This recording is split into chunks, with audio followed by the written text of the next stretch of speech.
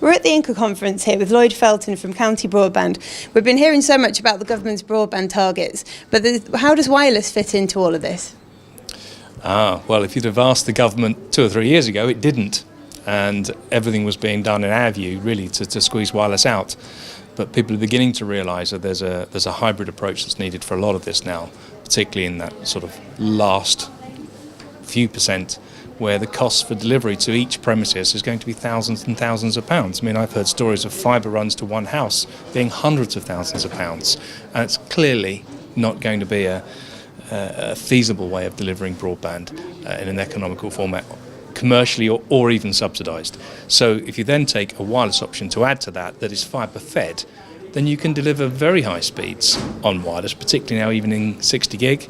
You can comfortably deliver a gigabit over wireless, although over a short distance at the moment. So there is the option to do that final reach to the few premises in wireless, as long as it's full fibre fed, and that's the key thing.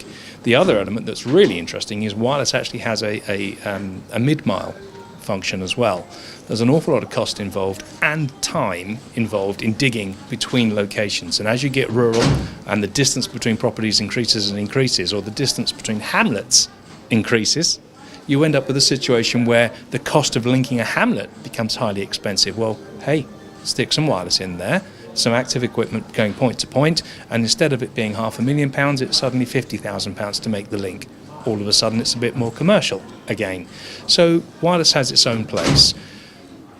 The city recognises that now. It never used to.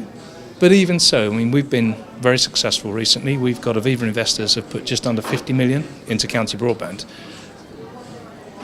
And an element of that is accepted as needing to be wireless. But the true asset value is still being seen as fibre. Well, thank you for talking to us, Lloyd. My pleasure.